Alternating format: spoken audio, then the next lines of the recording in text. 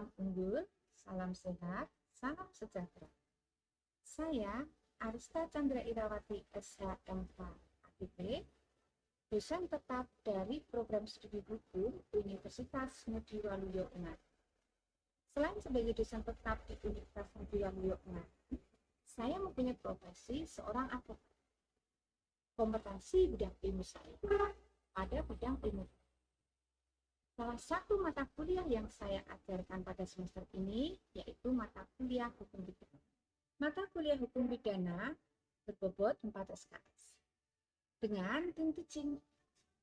Dalam mata kuliah ini sebagai salah satu mata kuliah wajib, di mana sangat penting sekali untuk mengasah skill kemampuan mahasiswa terkait bagaimana teori, asas, dan perbuatan tindak pidana dalam ketentuan KUHP. Sebagaimana sesuai dalam deskripsi mata kuliah hukum pidana, merupakan mata kuliah yang memberikan pengetahuan yang paling mendasar, basic knowledge, mengenai perbuatan tindak pidana, delik pidana, pertanggungjawaban pidana, kesalahan, kelembagaan dalam hukum pidana. Selanjutnya, dalam pembelajaran mata kuliah hukum pidana, teknik pengajaran yang saya gunakan sesuai dengan rencana pembelajaran semester, di mana capaian pembelajaran umum yaitu 1.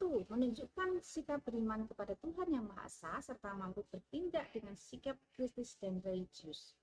Yang kedua, memberikan kontribusi keilmuannya sebagai upaya meningkatkan mutu kehidupan masyarakat dan bernegara dan nasionalisme bangsa yang berlandaskan Pancasila. Yang ketiga, menguasai konsep dan pengetahuan dasar, pengetahuan khususnya hukum pidana, dan dapat menerapkannya sehingga bisa menjadi warga negara yang sadar hukum. Yang keempat, menerapkan pemikiran logis, kritis, sistematis, dan inovatif dalam konteks pengembangan dan implementasi ilmu pengetahuan dan atau teknologi sesuai dengan bidang keahlian. Dalam mata kuliah ini, capaian pembelajaran khusus yaitu 1. Mampu merumuskan ide secara logis, kritis, dan argumentatif di bidang hukum positif Indonesia dan mengkomunikasikannya secara lisan atau tertulis, khusus dalam lingkup masyarakat akademik sesuai dengan etika akademik. Yang kedua, mampu menjadi profesional yang tangguh dan berdedikasi tinggi atas pekerjaan dalam bidang hukum yang dilakukannya. Yang ketiga, mampu menguasai bidang hukum pidana dan dapat mengerti serta menjelaskan aturan-aturan yang ada dalam lingkup hukum pidana. Kemudian yang keempat, mampu menguasai dan menerapkan ilmu hukum pidana untuk menciptakan lapangan kerja atau mempunyai jiwa entrepreneur. Mata kuliah hukum pidana ini mempunyai 14 pokok bahasan. 1. Istilah, pengertian, ruang lingkup hukum pidana, dan pembagian hukum pidana. Yang kedua, tujuan dan fungsi hukum pidana, sumber-sumber hukum pidana, berlakunya undang-undang pidana menurut waktu dan tempat. Yang ketiga, tentang pidana, sistematika, KUHP, tentang tindak pidana. Yang keempat, subjek hukum tindak pidana, perbuatan dan hubungan sebab akibat. Yang kelima, sifat melawan hukum dan kesalahan, kesengajaan, kealpaan. Yang keenam, percobaan melakukan tindak pidana, penyertaan dalam tindak pidana. Yang ketujuh, perbarengan perbuatan pidana. Yang kedelapan, unsur-unsur dan jenis-jenis delik dalam tindak pidana. Yang kesembilan, pidana dan pemidanaan, pengaduan dan delik aduan. 10, waktu dan tempat terjadinya perbuatan pidana. 11, pengulangan tindak pidana. 12, hapusnya kewenangan penuntutan pidana dan menjalankan pidana. 13. Asas-asas dan penafsiran hukum pidana. 14. Ilmu yang berhubungan dengan hukum pidana. Perkuliahan dilakukan dalam 16 kali pertemuan dengan rincian 14 pertemuan tatap muka dan 2 pertemuan untuk UTS di pertemuan ke-8 dan UAS di pertemuan ke-16. Referensi utama yang saya gunakan buku dari Dr. Eptianto Effendi, Hukum Pidana Indonesia Suatu Pengantar, PLP Lamintang SH Pansus, PO Junior Lamintang, Dasar-Dasar Hukum Pidana di Indonesia, dan Mulyatno, Asas-Asas Hukum Pidana. Referensi pendukung KUHP, kemudian buku dari Andi Hamzah, Hukum Acara Pidana Indonesia, buku Generally Hukum Pidana. Sedangkan kepada mahasiswa, saya berikan buku ajar cetak yang saya buat sendiri dengan judul Hukum Pidana. Dan buku tersebut telah diberikan pada awal semester. Selain itu, saya berikan bahan ajar dalam bentuk PPT sebelum pertemuan tatap muka kelas berlangsung. Buku ajar dan bahan ajar dapat diakses oleh mahasiswa melalui sistem pembelajaran online atau SIPOLIN dan sistem informasi akademik atau SIAKAD Universitas Mudiwaluyo.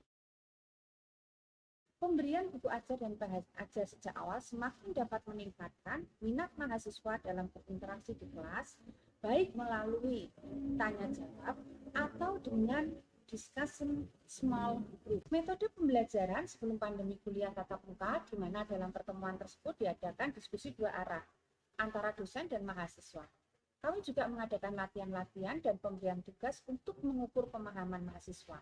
Namun, dalam masa pandemi ini, metode pembelajaran menggunakan e-learning melalui sistem pembelajaran online atau SIPOLIN dan sistem informasi akademik atau SIAKAD Universitas Mudiwaluyo yang bisa diakses oleh mahasiswa dengan mudah dimanapun berada. Metode pertemuan dengan memanfaatkan teknologi virtual Zoom Meeting, Google Classroom, dan Google Meet. Saya juga membuka forum untuk diskusi secara tidak langsung melalui WA Group dengan para mahasiswa, menyangkut berbagai pertanyaan yang tidak cukup dibahas dalam virtual maya. Dan sesudah pembelajaran atau perbulan berlangsung, saya memberikan link Google Form kepada mahasiswa untuk mengukur tingkat pemahaman mahasiswa selama kuliah diberikan. Dan memberikan tugas-tugas dalam bentuk tugas mandiri maupun tugas terstruktur. Tata tertib perkuliahan untuk daring, mahasiswa diberikan toleransi keterlambatan 10 menit setelah kuliah dimulai. Penilaian dan kriteria penilaian ini saya sampaikan kepada mahasiswa pada pertemuan pertama dalam kontrak kuliah pertama awal kuliah. Hal ini agar terjadi transparansi keterbukaan mahasiswa dalam penilaiannya.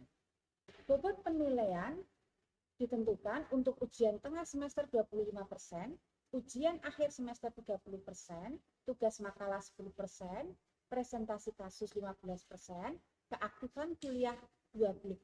Mahasiswa dapat mengikuti ujian akhir semester dengan syarat 75% memenuhi dari total pertemuan. Penentuan nilai akhir didapat dari jumlah penilaian, bobot penilaian, yang kemudian dikonversi dalam nilai guru. Berikut saya tampilkan cuplikan video perkuliahan melalui Zoom Meeting. Halo, kita ketemu lagi untuk kuliah pada hari ini. Ya, kita kuliah di pertemuan yang kelima. Kita akan membahas tentang sifat melawan hukum. Ya. Sifat melawan hukum dalam tindak pidana. Kalau kita bicara tentang hukum pidana, pasti ada 3 instrumen yang sangat penting atau 3 unsur yang sangat penting, yaitu perbuatan apa yang dikatakan tindak pidana. Kemudian, siapa yang dapat dikatakan sebagai pelaku pidana. Yang ketiga, bagaimana cara memproses pelaku terjadi tindak pidana. Ini kita akan bicara tentang perbuatan apa yang dikatakan tindak pidana dan siapa yang dapat dikatakan sebagai pelaku pidana. Nah, 2 hal ini adalah disebut hukum pidana material. Ya, jadi kalau kita bicara hukum pidana material adalah perbuatan yang dilakukan, ya, perbuatan yang dilakukan dalam pelanggaran delik pidana. Kemudian perbuatan itu dilakukan oleh siapa? Nah, bisa dikatakan sebagai perbuatan tindak pidana, maka ada salah satu unsur yang sangat dominan atau unsur yang sangat utama, yaitu sifat melawan hukum dan kesalahan. Menurut pendapat Molyatno, unsur melawan hukum itu dibagi 2 macam. Melawan hukum yang objektif, berkaitan dengan perbuatannya, kemudian melawan hukum subjektif, berkaitan dengan segala sesuatu yang ada pada diri pelaku. Hukum bisa kita lihat ya, kalau kita lihat melawan hukum bisa kita lihat ada beberapa contoh, misalnya contoh dalam pasal 362, pasal pencurian, pasal 368, pemerasan dengan ancaman. Kemudian ada pasal 369 KUHP ya, di sini menista dengan lisan dengan tulisan. Kemudian pasal 372 penggelapan. Kemudian ada pasal 378 pencurian. Nah, dalam praktek peradilan apabila melawan hukum, istilahnya kalau kita sebut melawan hukum itu bestendeling van het delicts, maka penuntut umum harus mencantumkan dan menguraikan di dalam dakwaan yang kemudian harus dibuktikan di persidangan. Ada ajaran sifat melawan hukum ya, ada ajaran formel, kemudian ada ajaran material. Ajaran formel yaitu sifat melawan hukum yang formel sama dengan melawan hukum atau yang bertentangan dengan undang-undang tertulis. Ajaran material adalah melawan hukum bertentangan dengan hukum yang tidak tertulis, melanggar etika kesopanan, melanggar etika ya, sopan santun, norma. Pengertian melawan hukum material dibedakan menjadi dua. Melawan hukum material yang fungsinya negatif, di situ mengakui ada hal-hal yang ada di luar undang-undang, menghapus sifat melawan hukumnya. Perbuatan yang memenuhi rumusan undang-undang harus ada sifat melawan hukumnya. Melawan hukum material yang fungsinya positif, yaitu meskipun tidak nyata diancam dengan pidana dalam undang-undang, apabila bertentangan hukum yang ada di luar undang-undang, yakni di sini ya bersumber kepada hukum tidak tertulis, maka itu disebut hukum yang positif ya.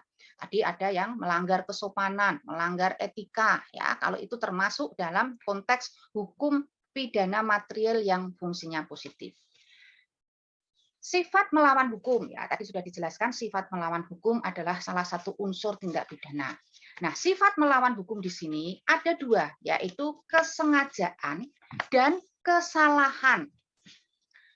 Kesengajaan, ya bentuk kesengajaan atau kealpaan, kesalahan. Kesengajaan, dolus, ya, dalam bahasa Belanda opset, hanya ditujukan kepada perbuatannya yang dilarang, yang disebut kesengajaan formal. Sedangkan yang ditujukan kepada akibatnya itu adalah kesengajaan material. Bentuk kesalahan, satu kesengajaan, ya, yang dua tentang kesalahan, kealpaan. Sedangkan kesalahan sendiri itu terdiri dari 3 unsur. Kesalahan itu ada 3 unsur ya. Ingat, adanya kemampuan bertanggung jawab pada si pelaku. Artinya pelaku ini dalam kondisi normal. Kemudian ada hubungan batin antara si pembuat dengan perbuatannya, yang berupa kesengajaan dan kealpaan. Tidak ada alasan yang dapat menghapus kesalahannya, alasan pembenar. Seseorang keinginan untuk mencuri, itu pasti dia dengan sengaja. Tidak mungkin kalau orang tidak sengaja itu kemudian mencuri, nggak mungkin. Dia akan dengan kepastiannya bahwa saya menginginkan motornya, tidak mungkin kalau orang tidak sengaja itu kemudian mencuri, nggak mungkin. Dia akan dengan kepastiannya bahwa saya menginginkan motornya Anissa. Dari sikap batin pelaku ini sudah tahu dia sengaja ingin mencuri. Nah, inilah corak kesengajaan dari pasal 362 pencurian. Sikap batin seseorang harus dihubungkan dengan yang disebut kemampuan bertanggung jawab. Secara sadar, orang secara kehendak ingin melakukan sesuatu yang dia tahu akan menimbulkan sebuah akibat hukum. Nah, bagaimana dengan kealpaan atau kulpa? Kealpaan di sini adalah perbuatan yang dilarang, akibatnya yang dilarang. Ada 2 teori, yaitu teori kehendak. Pelaku kejahatan berkehendak melakukan perbuatan yang dipidana hukum dan menginginkan akibatnya. Dari von Hippel. Kemudian ada teori membayangkan dari Frank. Teori ini mengatakan bahwa sengaja berarti mengetahui dan dapat membayangkan kemungkinan akan akibat yang timbul dari perbuatannya. Ada 2 teori. Nah, kita akan membahas dari materi sifat melawan hukum yang Bu Arista berikan seperti yang lalu. Kita akan diskus dengan kasus-kasus yang ada untuk memperdalam pengetahuan kalian tentang teori atau tentang pengetahuan yang disebut sifat melawan hukum. Siapa yang mau bertanya? Ayo, silakan. Pertanyaan Bu Arista yang tanya nih gantian. Ya, sekarang Bu Arista contoh. Nah, misalnya contoh kasus nih. Ada satu kejadian. Indra mempunyai usaha. Ya. Usahanya itu entah usaha beneran, pokoknya dia mengaku mempunyai usaha. Kemudian dia mempromosikan usaha itu melalui media online. Dengan serangkaian kata-kata yang manis, kata-kata yang bagus, ya. Akhirnya si Setiawan terbujuk. Nah, si Setiawan terbujuk. Apakah perbuatan yang dilakukan oleh si Indra itu yang membuat si Setiawan membeli, ya, setelah uangnya ditransfer, membeli barang yang dipromosikan si Indra melalui online itu, ternyata si Setiawan tidak segera mendapatkan barang itu. Kira-kira di situ ada unsur sifat melawan hukumnya tidak? Barangnya sudah dikirim sama Indra belum, Bu? Belum. Jadi Indra kan mengaku dia jualan, misalnya jualan apa ya, yang untuk anak-anak sekarang HP. itu, HP. HP. Oke, ya, HP. Dia mengaku jualan HP. HP-nya murah. Masuk iPhone itu dijual murah banget. Wah, di media online. Terus si Setiawan chatting, transfer. Ternyata barang itu tidak dikirim. Kira-kira yang dilakukan oleh si Indra itu, ada nggak sifat melawan hukumnya di situ? Ada, Bu, penipuan. Oke, penipuan. Nah, sekarang kalau penipuan, apakah hanya cukup dengan penipuan saja?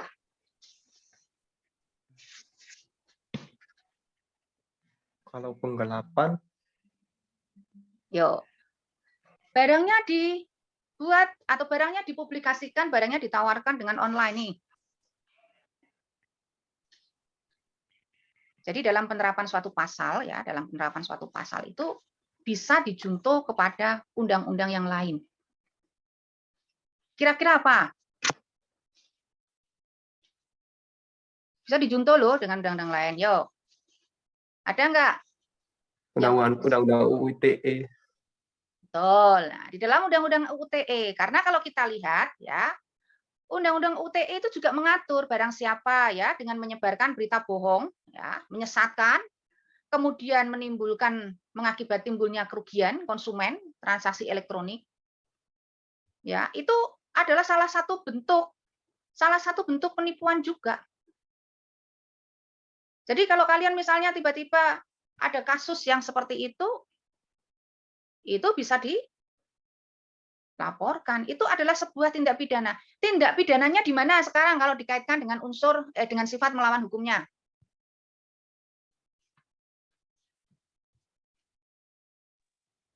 Kan ada niatan itu, Bu. Penipuan nanti kalau ada konsumen yang tertarik dengan produk kita janjikan mereka untuk transfer dulu, nah nanti baru kita yang menipu. Entah itu alasannya dengan pengirimannya bermasalah, pengirimannya kurang inilah, salah lah, biasanya sih gitu, Bu. Terutama kalau barang-barang dari luar negeri itu biasanya ada tambahan untuk gagal dalam masuk bea cukai gitu ya, ini kalau dalam penipuan. Oke, jadi kalau kita bicara sebuah penipuan ya, pasti di situ ada unsur bagaimana seseorang membujuk ya, seorang menawarkan barangnya.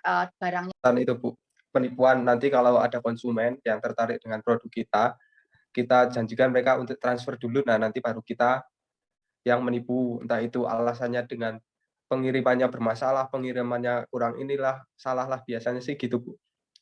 Terutama kalau barang-barang dari luar negeri itu biasanya ada tambahan untuk gagal dalam masuk bea cukai gitu ya, ini kalau dalam penipuan. Oke, jadi kalau kita bicara sebuah penipuan ya, pasti di situ ada unsur bagaimana seseorang membujuk ya, menawarkan barangnya itu jauh lebih murah dengan spek yang sama, dengan model yang sama, dengan merek yang sama, orang akan mudah tergiur. Dan sekarang kalau kita lihat penipuan di dalam media online itu kan sangat marak sekali. Nah, tadi Bu Arista menyebutkan bahwa suatu perbuatan melawan hukum, ya, sifat melawan hukum ini adalah bisa hapus yang dikaitkan dengan kemampuan bertanggung jawab. Nah, kira-kira kalau kemampuan yang bertanggung jawab di sini, itu kemampuan yang bertanggung jawab bagaimana? Ada yang bisa menjawab? Jadi dilihat apakah seseorang itu dengan sengaja, apakah seseorang itu dengan sadar, apakah secara psikologis orang itu mengetahui bahwa sadar kemungkinannya saya menginginkan itu, sadar kemungkinannya saya ingin membuat dia mengalami satu penderitaan. Nah, ketika seseorang yang sengaja itu, ya, sengaja itu dengan melawan hukum seperti itu, dikaitkan dengan kemampuan bertanggung jawab. Kemampuan yang bertanggung jawab terhadap si pelaku ini kaitannya dengan apa?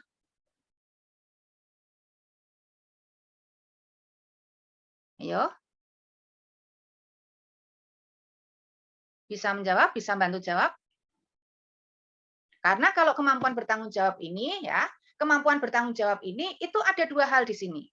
Satu, orang tersebut bisa dijatuhi tindak pidana, hukuman pidana. Tetapi satu sisi, orang itu bisa dibebaskan. Kira-kira kemampuan bertanggung jawab yang seperti apa nih?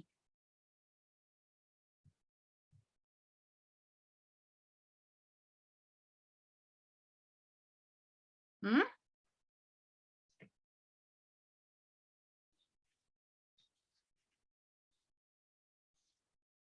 Kemampuan yang bertanggung jawab seperti apa? Yo. Pernah mendengar alasan pembenar dan alasan pemaaf? Ya. Alasan pembenar dan alasan pemaaf ini adalah dikaitkan dengan kemampuan bertanggung jawab seseorang. Pertanyaannya, kira-kira kalau orang tersebut ternyata orang tersebut orang gila, kira-kira bisa nggak dijatuhi hukuman? Tidak, Bu. Nah, ini adalah yang disebut dengan kemampuan bertanggung jawab seseorang. Jadi kalau seseorang tersebut ternyata dia gila, ternyata ya. Anak di bawah umur. Nah, anak di bawah umur. Nah, kalau anak di bawah umur nanti pasti akan bicara tentang sistem peradilan pidana anak. Kemampuan bertanggung jawabnya masih ada kalau anak di bawah umur, mengacu kepada sistem peradilan pidana anak. Dia akan diproses dengan menggunakan pengadilan anak. Nanti akan dilihat kalau ternyata memang itu ancamannya tidak lebih dari 7 tahun, maka dia akan diputuskan di pelatihan atau ya pelatihan pembimbingan atau dia nanti akan dikembalikan kepada orang tuanya. Nah, tapi kalau dia bicara bahwa di situ ya ternyata ada alasan pemaaf ya atau kemampuan bertanggung jawabnya tidak bisa dibuktikan, di situ ternyata dia orang gila, ya nggak akan bisa ya. Dia dihadapkan di persidangan. Jadi kalau kita lihat ya, tidak mungkin ada orang dengan sengaja. Jadi kalau kita bicara sebuah tindak pidana, itu adalah yang pertama unsur melawan hukum. Unsur melawan hukum ini dikaitkan dengan kesengajaan. Kesengajaan ini salah satu bentuk dari kesalahan. Selain kesalahan, kesengajaan ada yang disebut dengan kelalaian. Tadi bicara kelalaian itu bisa disengaja, bisa bentuk kesengajaan. Karena apa? Dinilai melanggar norma, walaupun itu tidak ada aturannya tertulis. Tetapi itu melanggar norma, melanggar etika. Sehingga tidak ada yang disebut sebagai alasan pembenar, alasan pemaaf, atau alasan penghapus penuntutan. Nih, yo ada pertanyaan lagi tidak? Mengirimkan Google Form yang nanti bisa kalian isi untuk mengukur tingkat pemahaman kalian tentang materi yang sudah Bu Arista berikan pada hari ini tentang pertemuan pembahasan sifat melawan. Yang tugas struktur itu dikumpulkan, jangan lupa sebelum UTS, ya, menganalisis suatu dakwaan, kalian kan saya beri tugas untuk discovery learning, ya.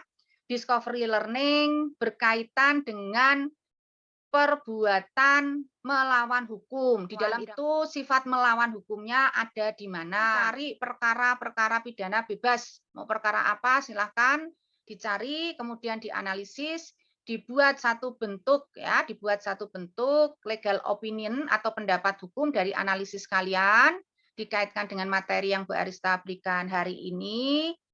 Kemudian kirim ke email Bu Arista ya.